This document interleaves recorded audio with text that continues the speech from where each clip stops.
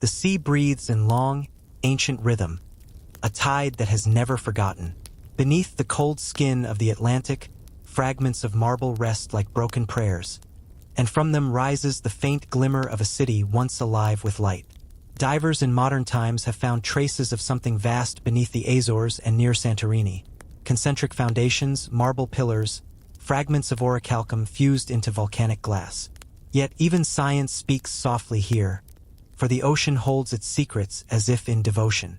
In the memory of the deep, Atlantis still exists not as legend, but as echo. Plato wrote of it in the dialogues Timaeus and Critias, describing a civilization that stood beyond the pillars of Heracles, in a world where the gods once walked beside men. The Atlanteans were children of Poseidon, architects of impossible harmony, their temples glimmering with bronze and white stone, their gardens filled with fruits unknown to later ages. They mastered geometry before most could write, and built canals so vast that the tides themselves obeyed. But with mastery came reflection, and in reflection, pride. The gods withdrew, slowly, like the receding tide before the storm. Night falls over the island. Clouds gather in silence, heavy with the scent of rain and ash. In the grand temple, torches burn blue, their light bending against the trembling air. The high priests watch the sky, where stars seem to shift from their proper places, constellations distorted by the breath of a world about to end. The Pleiades blur, the North Star quivers. Even the moon seems to wane mid-rise, its pale disk rippling as if submerged.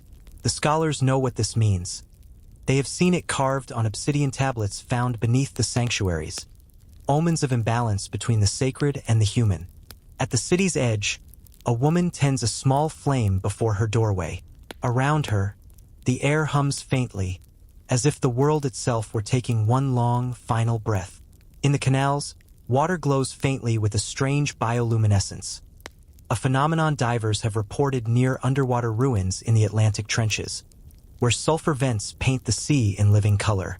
But here, it is something else, as though the city's pulse, its spiritual light, were rising from the depths for the last time. When the first tremor comes, it is gentle. A cup falls. A statue tilts slightly on its pedestal.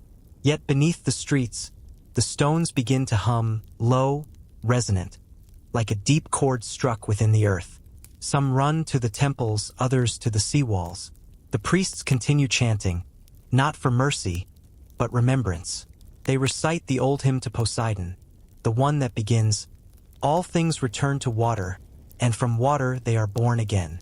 Columns fracture one by one.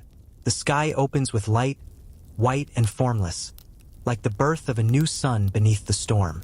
From the highest terraces, the ocean can be seen withdrawing, an impossible sight, the horizon bending inward, the sea sucking itself away. Scholars centuries later would compare it to the geological record of the Thera eruption around 1600 BCE, when the island of Santorini exploded and erased Minoan civilization.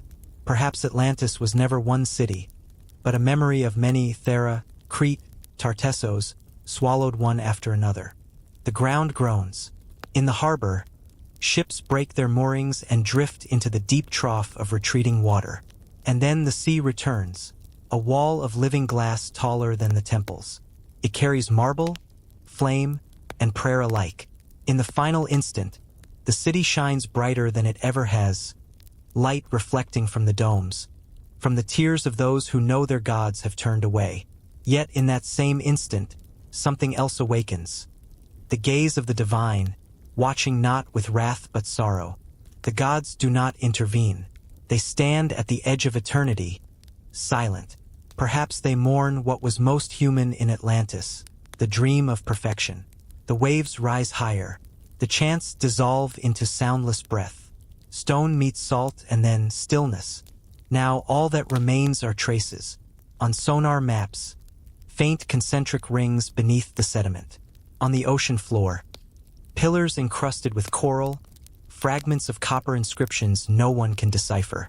Each relic hums faintly when touched, as though remembering the vibration of the ancient hymns. Explorers who surface say they feel watched, not with menace, but with the weight of memory. Above, the sea returns to calm. Moonlight stretches across the Atlantic like a shroud. Somewhere in that immensity, the gods still listen. They are the witnesses of forgetting, the keepers of what humanity buries when it seeks the heavens. In 1912, a Peruvian archaeologist named Aurelio Vargas recorded fragments of oral tradition near Cusco, stories of a golden stair descending into the forest where light forgets its name. He vanished months later, his notes found sealed in oilcloth by a tributary of the Urubamba River. Among his sketches were concentric terraces shaped like eyes, and a symbol resembling a closed sun, rays turned inward. At dusk, mist gathers between the trees. The jungle hums with invisible engines. Insects, water, breath. Then, suddenly, a shape emerges. Stone catching the faint orange of dying day. A doorway carved from basalt, framed by serpents and spirals. Inside, the air grows cool.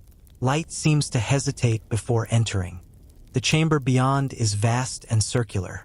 Its walls are carved with solar patterns, but each depiction shows the sun asleep. Eyelids lowered, rays folded back. In the center stands a disk of pure obsidian, polished to perfect darkness. When the moonlight falls upon it, the stone reflects nothing. Some say the temple was built after a great eclipse, perhaps the one recorded over Andean skies in 1452, when the daylight failed for hours. Priests, fearing the world's balance had turned, carved this sanctuary as an act of atonement. The sun, they believed, had grown weary of being worshipped, so they let it rest. Archaeological traces agree with fragments of that era. Ceramics bearing spiral suns, each ray bending inward like a sleeping petal. Beneath the temple floor, carbon-dated charcoal marks indicate ceremonial fires burned only at night. Offerings of obsidian, coca leaves, and gold flakes have been found sealed within clay vessels, their lids unbroken. Gifts not for gods, but for silence. Standing inside, one feels the temperature drop as though the air itself were remembering something sacred. Every sound is absorbed. The heart beats slower. The breath shortens into reverence. It is as if the temple still believes the sun is sleeping and refuses to wake it. An inscription runs along the base of the inner wall, its Quechua letters worn yet legible. Ama Kachkanchu, Inti Lulaleta Makuita. Do not awaken the dreaming sun. At midnight, when the jungle sighs and stars lean close, a faint glow seeps through the roof slit. Not from moon or torch, but from the walls themselves. The stones shimmer briefly, then fade. Scientists might call it bioluminescence from trapped minerals, but it feels older, a slow breathing of memory through stone. Aurelio Vargas's recovered notes mention one final line before they end. I saw the face of the sun as it slept, and in its rest I understood mercy. Perhaps Atlantis was never meant to be found. Perhaps it was an idea, a reflection of who we were, and who we might become again when pride outgrows wonder.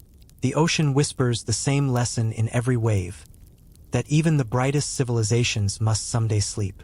Beneath the salt and silence, the gods still watch, and their eyes are made of water. Perhaps he found the truth the ancients meant to leave behind, that even the brightest light must learn to rest, and that reverence sometimes means withdrawal. When dawn returns, the jungle warms, and sunlight touches the temple's facade. Yet within, darkness remains perfect, a stillness immune to mourning. The temple endures not as ruin, but as a heartbeat beneath leaves. And in the hush of its chambers, one understands. The sun is not always the giver of life. Sometimes it too must dream. Fog gathers along the Tiber before dawn, a silver veil drifting low between arches and stones. The city breathes beneath it, brick, marble, water, an old chest rising and falling in sleep. Lamps along the embankment dim their small halos as if ashamed to compete with the pale river light. Footsteps soften on the wet travertine. Somewhere a bell counts an hour not quite born. They call this place the Eternal City, and the name clings like incense to every surface. Yet eternity here is not thunder or blaze. It is patience. Layers upon layers lie folded like garments kept from the rain. Republican brick under imperial marble, churches gathered over temples, a hymn pressed onto a prayer pressed onto a fragment of sky. To walk is to turn a page that is also a door. The veil is thickest near the forum when the sun is only rumor. Columns stand like ribs of a creature too large to name. Beyond them, the arch of Septimius Severus wears its frost like a thin crown. Through the mist, a narrow stair opens beside the Basilica of San Clemente. 3 churches in one, time stacked like loaves. Down the steps the air cools and sweetens with damp stone. Lamps show a 4th world below. A Roman house, voices of water in channels. A Mithraic sanctuary where a god wrestles a bull forever in the flicker of a flame that is no longer there. Here the eternal city reveals her inner architecture. Caves of meaning beneath avenues of memory. A custodian's key turns with a soft metallic prayer. The door sighs, the tauroctony. Mithras in his starry cap leans from the wall, painted with ash blue and earth red lines. Beside it, 7 niches for 7 grades of initiation. Above, faint signs of the zodiac. The ceiling is low enough to teach humility. In this hush, it is possible to believe that light is a guest and darkness the host that keeps the table laid. Up again, the veil thins. Day warms stone into color. Yet the other city continues porous and intimate. In the Campo Marzio, an Egyptian obelisk stands as a frozen sunbeam. Augustus once turned one into a gnomon for a giant calendar, its shadow walking the pavements at noon. Stones record the sky more faithfully than memory, though both have their errors. Across the river on the Aventine, a keyhole frames a distant dome, the view composed like a psalm. Threshold, garden, horizon. Rome knows where to place a silence. Not far away, under the Porta Maggiore, another subterranean basilica sleeps in pale tufa. A narrow passage enters a world of white stucco reliefs. Swan-necked boats, masks, delicate garlands. Dedicated, scholars whisper, to a circle that read salvation in the grammar of numbers. The air tastes of lime and thyme. High above, trains pass with a sound like distant surf, but the figures in plaster do not wake. They do not need to. Eternity does not hurry the living. Toward noon, the Aqua Virgo, still carrying cool water from ancient springs, arrives at its modern mouth, a baroque cliff of shell and sea gods. Coins fall into the Trevi's pool and spin like small prayers. The aqueduct stones have been replaced more than once, but the thread remains unbroken, a vein through which the city remembers to breathe. The veil brightens, almost transparent, and you can glimpse the earlier river that once ran here, and the hands that set the first arch, and the thirst that would not be shamed. The candle flickers against the damp walls of a forgotten chamber. Dust hangs in the air like ash from an invisible fire. On a table of cracked limestone lies an ancient parchment, the map. Its edges curl inward, as if trying to hide the world it once revealed. The ink has faded to the color of dusk. Still, some symbols remain, drawn with such precision that even the passing of centuries could not erase their intent. In another quarter, a hill keeps the memory of a vanished Serapeum on the Quirinal. Granite columns once rose there, bearing a roof for a god of sun and healing. Now only fragments rest in gardens and museums, knee bones of a scattered colossus. The city wears its absence like jewelry, a setting for stones no longer present. Fountains murmur to themselves. Pigeons write untranslatable messages in slow arcs of air. Evening returns the veil to the streets. The Tiber's surface becomes a moving mirror for lamps newly lit. Beyond the Ponte Sisto, alleys twist with an older geometry, leading not to destinations but to proportions. Door height to eye level, cornice to cobble, breadth to step. At a small piazza, a cat sleeps on a plinth where a god once stood. The inscription speaks in an alphabet worn down to a hum. The mouth can no longer read it, but the bones can. Beneath it all, the Cloaca Maxima still moves, an ancient channel carrying the unseen away with a steadiness more devout than any procession. To enter the city by imagination is to walk both on the pavement and in the dark water at once, to feel the discipline of flow under the liberty of light. Rome teaches this without teaching, that every bright surface is held by a hidden patience, and every monument stands because something beneath it kneels. Night deepens. The vale grows luminous. On the Palatine, wind combs the grass where emperors once measured their shadows at sunset. A single window burns in a monastery cell. Somewhere, a choir practices vespers in a side chapel, voices threading through the stone like fine gold through a loom. The melody does not seek an ending. It seeks a resting place inside the ear, then the chest, then the long corridor of the spine where the day keeps its thorns. Archaeologists will continue to name the strata: archaic huts beneath palaces, republican drains beneath triumphal ways, a mithraeum beneath a basilica beneath a church. Their instruments will ping and map and model. They will publish sections in careful ink, align datable mortar with a coin, correct a century here, move a threshold there. The work is good. It is necessary. But the city's veil does not open only for instruments. It opens when one has forgotten one's reasons for being here and simply stands in the faint warmth of a wall, listening to stones cool after sunlight. Close to midnight, the river fog gathers again. Bridges become ideas. Statues turn to silhouettes of thought. You walk to the parapet and look down at the black water, which holds the stars with more tenderness than the sky. A fragment of Latin drifts through memory: ubi bene ibi patria, where one is well, there is one's country, and somewhere a counterphrase in the older tongue of the earth: where breath is even, there is sanctuary. The veil does not lift.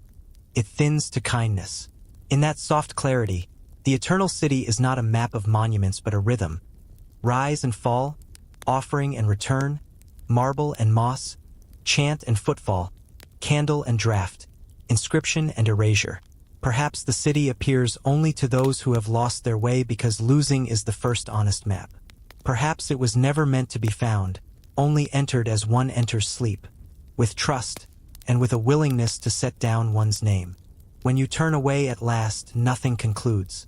The river goes on under the bridges. The drains go on under the streets. The chants go on under the traffic. The ancient sunbeams stand in stone in the squares. The veil settles back where it was, between breath and word, between step and stone. Some voices only echo when we are ready to listen. And Rome, being eternal, does not insist. High in the desert plateau of Atacama, where wind speaks the language of glass and sand, there stands a circle of stones that seem to watch the sky. No inscription names them. No path leads there. Yet when night falls, and the air turns thin enough to ring like crystal, the stars themselves appear to kneel over the ruins, a quiet congregation of fire.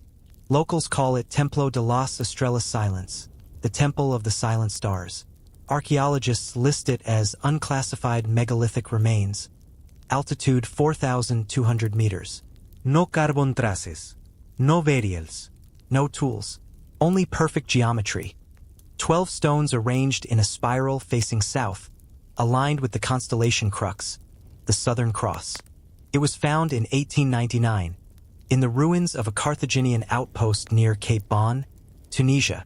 The explorers who unearthed it believed it to be a trade chart, a merchant's guide to forgotten routes along the Atlantic. But when light touched its surface, faint underdrawings appeared. Spirals, constellations, and an oceanic gate shaped like an eye. Beneath those lines, another pattern, a geometry too deliberate, too sacred to be coincidence.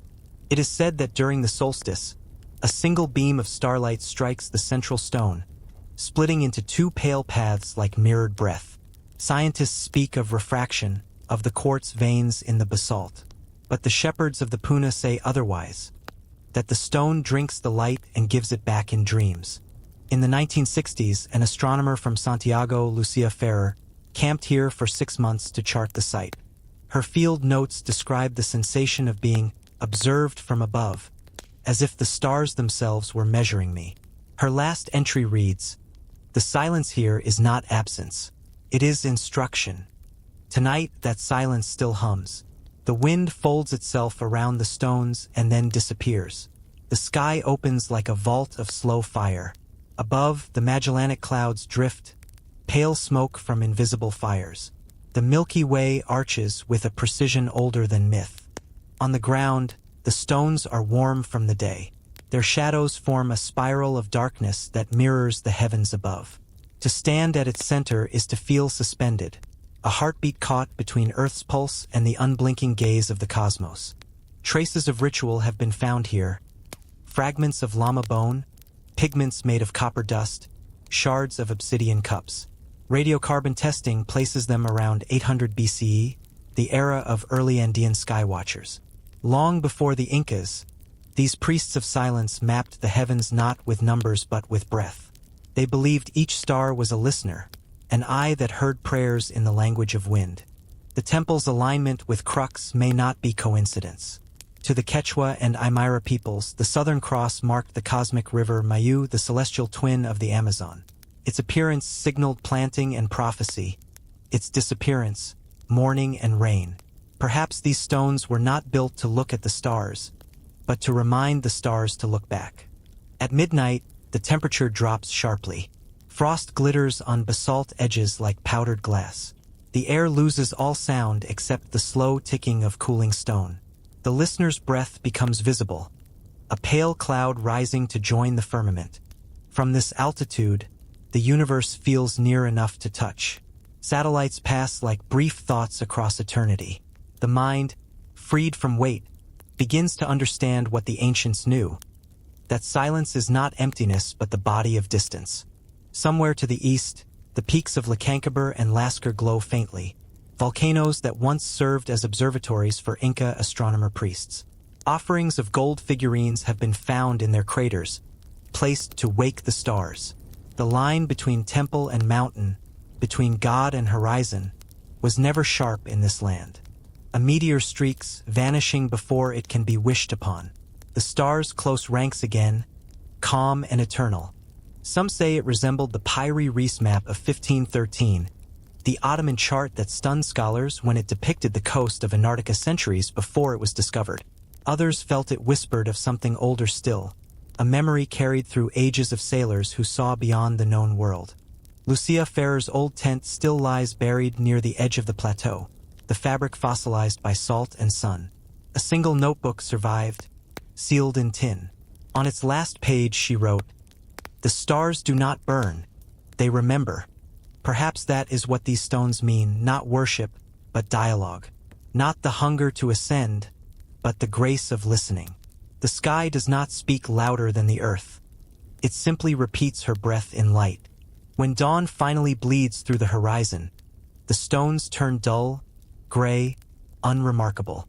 The spell dissolves, yet the silence remains, echoing faintly through the thin air like a promise between two eternities. And those who have stood there at night, alone beneath that patient geometry, say the same thing upon returning, that they have never again heard silence the same way. In the courtyard of an abandoned conservatory near Prague, the grass grows in circular patterns, as if remembering where orchestras once stood. Frost beads along rusted strings and the carved mouths of flutes. The wind that moves through the broken windows has learned to play what the hands forgot. They call it the Garden of Forgotten Instruments. No one tends it. The gates remain half open, vines swallowing the wrought iron initials of a long-vanished composer, a V. His name survives only on a few yellowed programs from 1897, Anton Valtieri, a violinist who dreamed of an orchestra made entirely of wind. Inside, music lingers as temperature rather than sound. The great rehearsal hall still smells faintly of pine resin and candle wax. Chairs remain where they were left, their shadows sharper than their frames. Against one wall, a row of cellos lean like sleeping monks. Dust covers their varnish in the exact color of old honey. At night, locals say the garden hums, not loudly, not with melody, just a long, even vibration, like breath drawn through wood. Some swear they have heard single notes drift across the Vltava River. A D that bends, a G that sighs. Scientists from the Academy once measured microcurrents of air within the hollow instruments, shaped by humidity and temperature change. The report called it thermoacoustic resonance. But those who live nearby call it memory. Fragments of truth survive in the city archives. A fire in 1903 that consumed Valtieri's theater. His later attempt to build an open-air orchestra that would play by the wind alone, with hidden reeds, copper chimes, and stringed trees. He disappeared before the project was finished. In the years that followed, no one reclaimed the land. The instruments remained, and nature began its slow rehearsal. Tonight, under the soft glow of one trembling candle, we trace those same paths. Each mark seems alive, pulsing faintly as though it remembers the hand that drew it. The parchment smells of cedar and salt, of journeys sealed beneath the breath of the sea. The script is neither Phoenician nor Greek. Some letters resemble early Iberian signs. Others, runes from a time when writing was prayer. Now, birch roots curl through organ pipes. Rain pools in timpani, freezing each winter into translucent drums. A harp without strings stands beside a fig tree, its frame filled with spider silk that trembles when the breeze passes. The result is not music, but something gentler, an awareness that sound itself is mortal. Archaeologists who surveyed the site in 2014 found fragments of brass stamped with serial numbers from Vienna's workshops of the late Romantic period. One trumpet mouthpiece bore fingerprints preserved in corrosion, as though the metal remembered touch. They catalogued each item, photographed the alignment of the instruments facing east, as if awaiting a conductor who never arrived. At dawn, light crosses the courtyard like a baton of gold. Every shadow lengthens to measure the silence. Birds land on the violins, tilt their heads, then take flight again, unwilling to disturb the rest. In the far corner, a small marble bust remains on its plinth. The face is smooth where rain has read it too often. Moss has taken the eyes, but the mouth still suggests a half-smile, the patience of someone who knows that echoes return in their own time. If one listens long enough, beyond the hum of leaves and the ticking of cooling stone, one begins to hear patterns in the air. A rising scale, a pause, a descent. Perhaps the wind remembers the lessons it once accompanied. Perhaps every silence is a score written in invisible ink. Sometimes travelers place fresh rosin or a folded sheet of music at the gate. The pages turn on their own when the breeze is right. The notes are unreadable, but the gesture feels necessary, as if gratitude could tune the air. At dusk, the last light falls on a violin split open by time. Inside, a wasp's nest gleams like a golden heart. The hollow wood still smells faintly of music. When the wind passes, it vibrates, just enough to suggest that nothing is ever truly forgotten, only transposed. And as the evening deepens, the garden resumes its quiet composition. Grass for strings, rain for percussion, sky for choir. The world conducts itself. In a narrow workshop above a flooded street, a man keeps time the way others keep faith. The city outside is dissolving, its edges softened by mist, its foundations trembling under tides that rise like breath. But inside, the air is still. Dust drifts through the light like slow snow, and the only sound is the measured heartbeat of gears. The last clockmaker of Venice is nearly blind. His hands, however, remember what the eyes forgot. Springs, cogs, pendulums, each piece a syllable in the language of duration. On his bench lie watches dismantled like fossils of afternoons, the fragments of seconds that once belonged to lovers, merchants, gondoliers, prayers. The traveler who owned this map we can only imagine. Perhaps a scholar-priest of the first colonies who kept both faith and navigation as one. Perhaps a cartographer who believed the earth itself had a soul, and that every coastline was a rib of the divine. He works by sound. The metal tells him when it is tired, when it needs rest, when it sings too sharply. He hums along, a tune with no melody, only balance. Outside, the canals breathe. The bells of San Giorgio toll across the lagoon. Somewhere in the distance, a boatman calls a name that the fog refuses to return. The clockmaker pauses. He listens to the distant toll, to the faint shifting of water beneath the floorboards. Each sound arrives like a visitor from another century. The city, he thinks, is also a mechanism, water and stone locked in a slow argument about eternity. On the shelf above him sits an unfinished timepiece, large, circular, its face of mother of pearl. The hour marks are small mosaics, shells, bits of stained glass, a splinter of mirror from a Venetian mask. Around the rim, etched so finely it can only be read in candlelight, is an inscription in Latin: Tempus dormit in aqua, Time sleeps in water. He built it for no one, perhaps for the city itself. It is meant to chime only once, when Venice sinks completely. The design follows no school, yet it echoes the astronomical clocks of Padua and Prague, where constellations turn on brass spheres. Here, though, the constellations are inverted. Stars drift downward instead of rising. A clock for drowning skies, he once told a friend who never returned. Fragments of history surround him. Blueprints stained with salt, a brass sextant from Murano, sketches of water wheels, notes quoting Galileo and Da Vinci. He has learned that invention and devotion share the same hand. At dusk, the workshop becomes a lantern. The canals below turn to mirrors. Gondolas slide like black commas through sentences of light. The city speaks softly in ripples. He wins an old clock whose hands refuse to meet. The gear slips. A faint click echoes through the room, the sound of time forgiving itself. He remembers being a boy, following his father through Piazza San Marco, the square echoing with pigeons and music. The great clock tower, the Torre dell'Orologio, had just been restored. He had asked why the statues struck the bell on the hour. His father said, "So that Venice knows she is still alive." Outside the chamber, the wind hums through the ruins, carrying a sound like slow waves breaking against invisible shores. The candlelight trembles.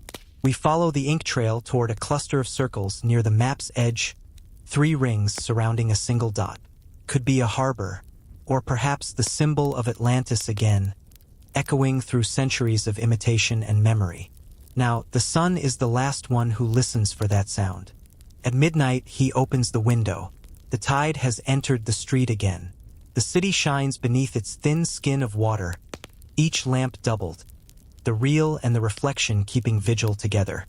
He places his hands on the unfinished clock. The mechanisms within move like sleeping lungs. He adjusts a gear, breathes, adjusts again. The candle trembles. When he stops, the silence is so deep it feels like pressure. He closes his eyes, and the ticking continues inside him. He understands now what his father meant, that clocks are not for keeping time, but for reminding it to continue. Outside, the bells of St. Mark's begin to toll. Their sound glides over the lagoon like a flock of invisible birds. The workshop fills with their echo bronze, water, and air. He smiles faintly. The clock will never be finished. It doesn't need to be. Venice herself will wind it one tide at a time. And when the city finally sinks, time will follow her gently, ticking not in loss, but in sleep. There comes a moment, after all the clocks have wound down, when sound itself begins to forget its duty. The air softens. The world leans inward. When the parchment is tilted, faint lines shimmer under the main drawing. Lines that align not with the continents of today, but with the continental shelf as revealed by sonar. Some modern researchers, among them Kircher and Hapgood, once suggested ancient mariners might have known the world's true shape long before us. Could the hand that made this map have seen lands now drowned? And what remains is not silence as absence, but silence as presence. A living hush that gathers like light in a sealed room. Beneath time, this silence has always waited. It is older than history, older than memory, older even than stars. It does not measure, it remembers. Every second that ever passed still drifts there, like pollen caught in amber. The laughter of vanished cities, the chanting of priests, the breath of those who once whispered over atlases now turned to dust. All of it floats inside this endless stillness, intact and weightless. If one listens long enough, the silence begins to sing. Not in notes, but in rhythm, a pulse beneath thought. The monks who wrote in moonlight heard it between quills. The astronomers of the Andes felt it in the trembling of stone. The erased saints breathed it as they copied forbidden prayers. The last clockmaker of Venice built it into the gap between ticks. We call it eternity, but it is something gentler, the patience of matter remembering its own birth. Even the stars, whose light travels for millennia, carry this hush. Every ray is a message delayed by mercy. The universe speaks quietly because it knows the listener is small. If you could walk beneath time, you would find no machinery, no spiral of fire. Only this luminous stillness, breathing softly through everything. The oceans keep it beneath their tides. The deserts hold it under their heat. The ruins guard it behind their walls. It is the echo of all beginnings, the interval between creation and memory, the pause God forgot to end. And yet, within that pause, everything continues. Seeds break soil. Rivers learn their bends. Hands find each other in the dark. The silence beneath time does not demand belief. It offers rest. It turns every ending into a doorway. It teaches that nothing truly vanishes. It only lowers its voice. Tonight, if you listen carefully, past the hum of your own breath, past the fading of the world's machinery, you may hear it too. There is something human in that thought, a longing to remember what the sea has taken. Each line becomes more than geography. It becomes grief, memory, prayer. The map leads not outward but inward. The further one follows it, the more it seems to chart the spirit's own terrain, a descent from the known into the luminous dark. That deep, steady pulse beneath everything that moves, saying without words, "You have come far enough. Be still now. The stars will remember for you." And then, quietly, the silence closes its wings around you. And so the traveler follows century after century, through storms, through empires that rise and vanish. The same paths appear on Roman fragments, in Arab portalains, in Viking skins marked with ash. Always the same spiral at the edge, the symbol that no one dares to name. Perhaps the map was never meant to lead to land. Perhaps it was a meditation, drawn by someone who understood that the world's true borders lie within. The ink, after all, was mixed with powdered hematite, the mineral of blood, and bound with resin from the cedar of Lebanon, the tree used in ancient temples. Whoever made this believed it sacred. The candle dies slowly. The parchment darkens. Yet in the mind's eye, the journey continues, into the shadow, where knowledge turns into silence. Maybe that is what all maps desire. Not to show us where to go, but where to vanish. And in the hush between two breaths, we realize, some paths are drawn only so that we may get lost. The desert does not forget.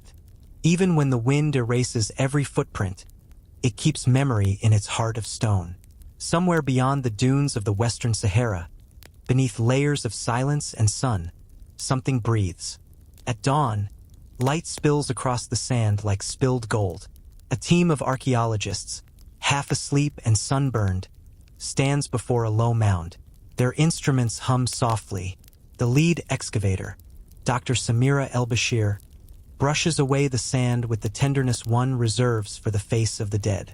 Beneath her fingers, a line appears, straight, deliberate, man-made. For centuries, travelers have spoken of a buried city in this region, a place once watered by rivers now lost beneath the dunes. The ancients called it Zerzura, the White City. Herodotus hinted at such oases beyond Egypt's western frontier. In 1932, the explorer Laszlo Almasi searched these deserts, guided by Bedouins who spoke of doorways half-swallowed by time. Tonight, as the air cools and stars rise over the Sahara, we descend with them. The first chamber opens like a sigh. Its walls are covered in plaster smooth as bone. Torches reveal paintings that shimmer faintly, figures offering vessels to the sun, a procession of ibis birds crossing an unseen river. The pigments, hematite, ochre, malachite, still breathe in the flickering light. Carbon dating will later place them around 2600 BCE, older than the Great Pyramid. Yet the style feels different, as if drawn by hands that knew Egypt but dreamed elsewhere. Deeper in the sand, stone arches rise where no air should remain. Columns lie toppled like sleeping giants, their surfaces carved with unfamiliar sigils, neither hieroglyph nor cuneiform. Dr. El-Bashir traces one with her gloved hand. Feels warm, though the chamber is cold. Perhaps the stone still remembers the sun. In the quiet, wind hums through the shaft above. Sounds like chanting. For a moment, everyone is still. Then she realizes. The sound is real wind, passing through hollow passages, tuned by architecture into song. The ancients built silence that could sing. Outside, dunes shift, revealing the faint outline of streets buried deeper still. Radar scans show symmetry, concentric rings surrounding a central plaza. The layout mirrors the mythical Atlantis more than any desert settlement known. Coincidence, perhaps, or memory echoing through civilizations, each retelling the same forgotten story in a new landscape. By dusk, the team uncovers fragments of glass. Not from furnaces, but from heat so intense it fused sand into green stone. Scientists call it Libyan desert glass. Some believe it formed from an ancient meteor strike. But standing here, among corridors melted yet precise, it feels like something greater, a technology swallowed by myth. Night falls. The desert grows cold, the kind of cold that steals sound. Dr. El-Bashir sits beside the open trench, notebook in her lap. She writes only one line: "The city is not dead, it dreams." In her tent, she listens to the wind circling through dunes. It moves like water, whispering through layers of sand older than kings. Somewhere beneath, the city breathes, its pulse slow, eternal. Perhaps the sands are not burying but protecting. Perhaps the desert is not a grave but a veil. And when the last torch fades, when the team sleeps beneath constellations older than maps, the dunes shift once more. A single arch emerges for an instant, catching the moonlight, then sinks again into silence. The city returns to sleep. The desert exhales. The night keeps the secret. Night gathers on the ridge where the observatory breathes. A quiet dome of stone and brass set against a sky of patient fire. The air is thin enough to let the stars whisper. A lens waits on its tripod, cool as moonlit water. A hand turns the knurled ring, and the heavens drift a little nearer, as if answering a soft name spoken from the earth.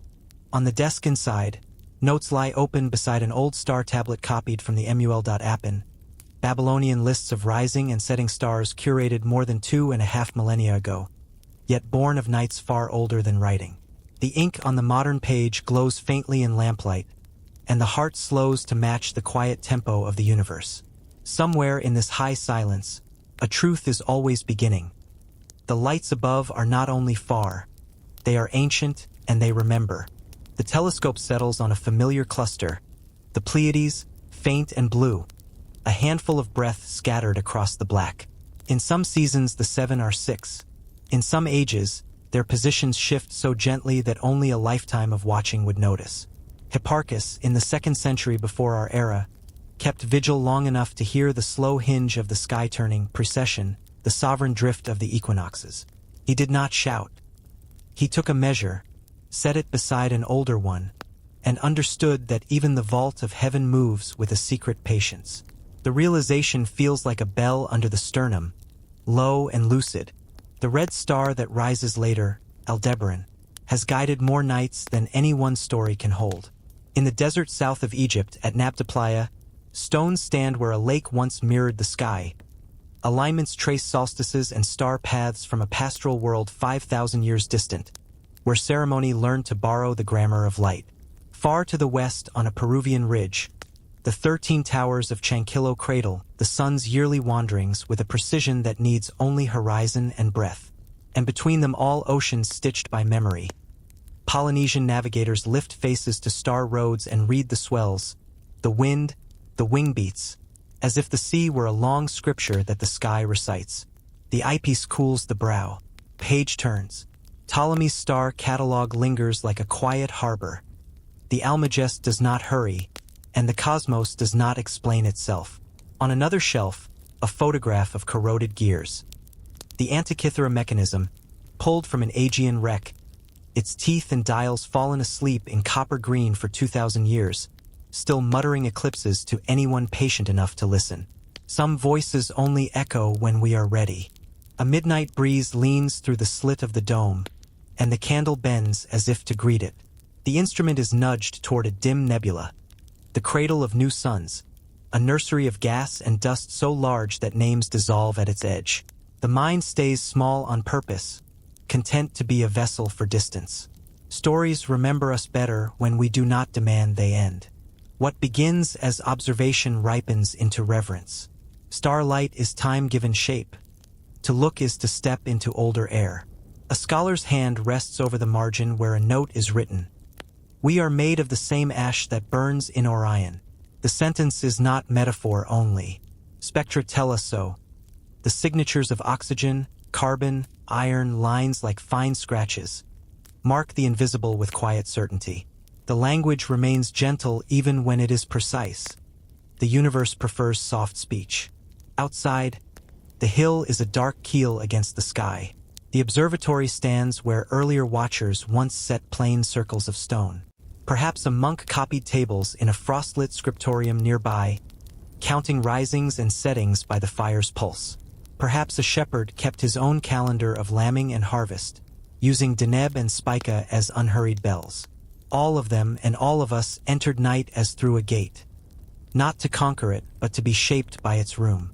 The lens finds a comet, a faint brushstroke moving through Perseus. It will not be here again for many human lives. Yet somewhere, someone will inherit this same ribbon of light and feel the same small widening in the chest. Continuity lives where repetition meets wonder. The sky is old, our looking is always new. In the notebook, a line of dates from solstice to solstice. This ridge has kept them for years. The smallest discrepancies feel like pebbles in the shoe. The astronomer turns them over with care and adds them to a quiet horde of questions. Perhaps the instrument shifted. Perhaps the air tonight is a little thick with summer dust. Or perhaps the slow breath of precession has moved the season by a fraction so thin it can be felt only by a heart that has learned to hold still. Past midnight, fatigue loosens the mind's grip and gives it room to float. Constellations lose their rigid names and become what they once were. Stories that fit the memory of a people to the curve of the sky. A hunter's arm relaxes into a river's arc. A scorpion's tail becomes a boat's oar. The pictures are not lies. They are bridges. Even in the mul.appin, even in the measured tables of the Almagest, the human need to braid pattern and meaning is not an error but a prayer. The candle shortens. The red light on the mount winks a slow pulse. A last adjustment, and the telescope inhales the dim halo around a distant galaxy. The mind thinks of things too large to hold and, mercifully, does not try. The stars do not ask us to understand. They ask us to keep company. To be present is to be precise enough. If there are gods, they watch from whatever seam lies between light and the dark that bears it. If there are none, the stars keep the roll generously, retaining what we forget and lending it back as a cool astonishment when the hour is right. The dome closes in a hush that feels ceremonial. The logbook receives one final line. Perhaps it was never meant to be solved, only attended. Morning will come, and with it the ordinary gravity of sunlight. The notes will be typed, the graphs drawn, the dome swept. But the memory of the night remains like a soft residue on the ribs. The Pleiades will set a little earlier next season. Orion will climb a little differently. The towers and circles and charts across the earth will keep their patient agreements with dawn. The stars that remembered our names did not do so out of affection or prophecy. They remembered because we placed our names there, gently again and again, until the sky learned their sound. At the threshold, the night offers a last, clean silence. Some questions know how to cradle sleep, and this is one. Not a riddle with a key, but an altar with a breath. Perhaps it was never meant to be found. Perhaps the map of the sky is an inward river. We close our eyes and feel it passing. Ancient, sacred, celestial, carrying us toward a shore that does not require arrival.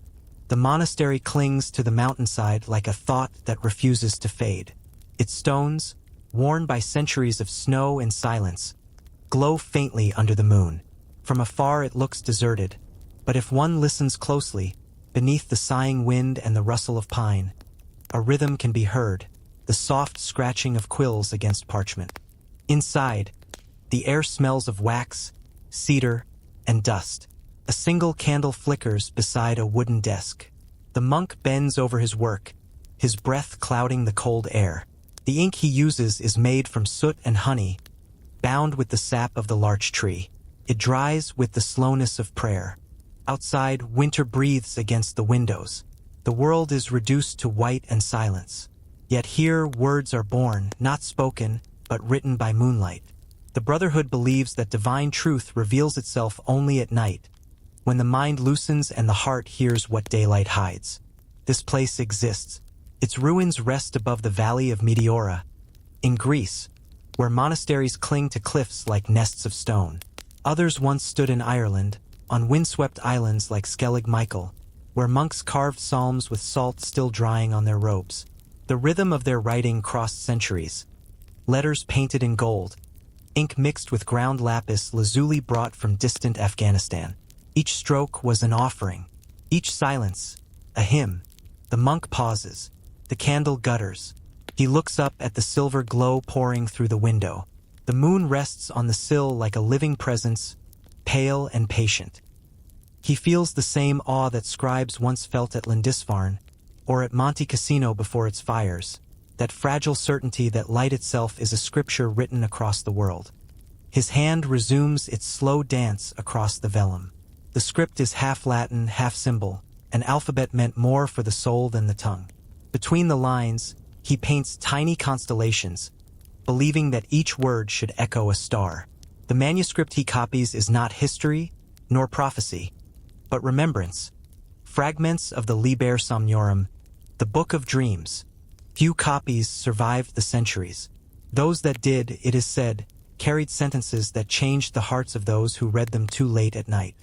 Beneath the cloister arch, other monks walk silently, their steps echoing like metronomes of eternity. No one speaks. The only sound is the slow turn of pages. Ink, parchment, and breath, a trinity of devotion. In the archives below, older scrolls sleep. Their pigments have faded to earth tones, yet the gold still glimmers faintly when touched by lamplight. One bears a map of the stars as seen in the year 812, aligned with prayers marking lunar cycles. Another is filled with drawings of hands, the Manus Dei, symbols of divine touch descending through time. Scholars centuries later would marvel at their precision. Geometry wrapped in faith. The night deepens. The scribe's candle burns low. From the courtyard rises the sound of a single bell. Not a call to prayer, but to pause. He sets the quill down and closes his eyes. The ink stains his fingers. It feels like memory, like the weight of things written to outlive the hand. Beyond the walls, snow begins to fall, slow, deliberate, like a blessing returned to earth. The flakes rest on the stone ledges, on the wooden door, on the roof that has sheltered prayer for 1,000 years. Each flake, a moment. Each moment, a word unspoken. When dawn finally reaches the monastery, the writing will stop. Daylight is too bright, too loud. But in the hours between moonrise and morning, the world was written again, quietly, line by line, into being. And perhaps those words, resting unseen in the vaults of time, are still breathing tonight, waiting for another monk, another hand, another silence. Beneath the old cathedral, there is a corridor the color of forgotten incense. Its stones sweat faintly, their damp scent mingling with candle soot and the soft rot of vellum. At its end lies a wooden door, blackened by centuries of silence. Behind it, the air breathes differently, slow, reverent, almost human. This is the library of erased saints. The shelves bow under the weight of manuscripts whose names have been scraped away. Their bindings crack like whispers. When touched, the pages shiver, as if startled to be remembered. Dust glows in the narrow shafts of light filtering through iron-barred windows. Here, nothing speaks above a whisper, and yet the silence is never still. It is said that in the 12th century, during the reign of Pope Innocent III, certain monasteries were ordered to destroy texts that praised the wrong saints, those condemned as mystics, rebels, or visionaries who heard the divine without permission. Instead of burning them, a few monks hid the manuscripts in the catacombs beneath their churches. Names were erased, faces scraped from illuminations, but the words survived like breath beneath ice.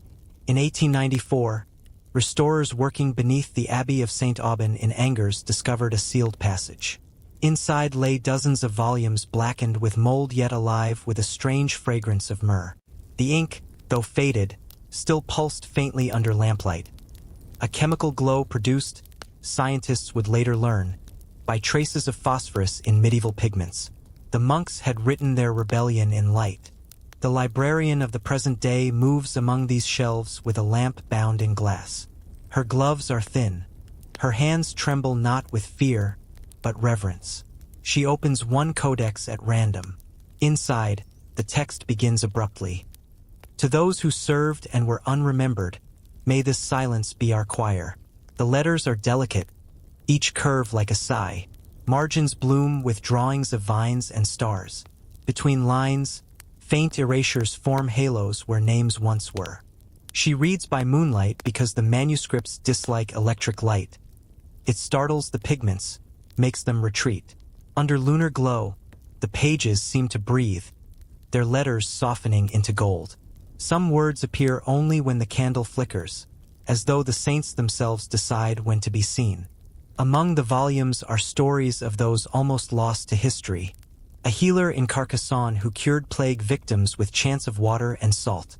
A woman named Avellini who dreamt the night sky turning to glass and broke it with her voice. A nameless monk who wrote a gospel where forgiveness had no opposite. All were erased from canon. Yet here, beneath stone and century, they remain intact in absence. The librarian copies a passage in silence, her pen tracing over invisible ink. Scholars will later compare her transcription to palimpsests found in Sinai and Ravenna, where older gospels sleep beneath newer sermons. The truth is never destroyed. It only changes handwriting. A faint sound stirs, pages shifting though no wind moves. The lamp trembles.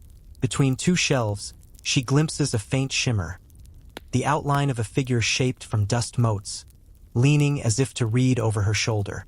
Not frightening, merely present. The saints, it seems, never left. They inhabit the air of their unwritten names. Each manuscript glows differently. One smells of sea salt, another of iron. A few are sealed with wax imprinted by vanished orders. The Cathars, the Beguines, the followers of Joachim of Fiore. Her fingertips trace their emblems. Circles within circles, flames without smoke. She thinks of how many lives were pressed between these pages. Ink made from ashes, parchment made from skin, faith made from silence. In the distance, the cathedral's bells toll midnight.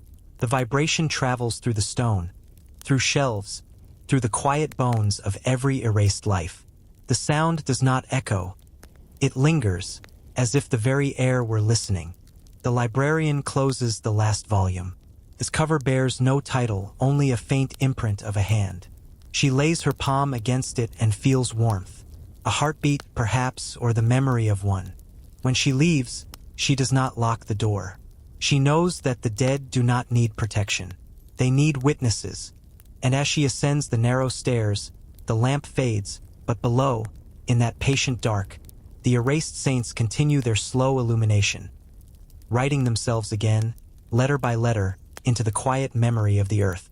At the edge of the steppe, where reeds whisper like sleeping voices, there is a river that does not obey the sea.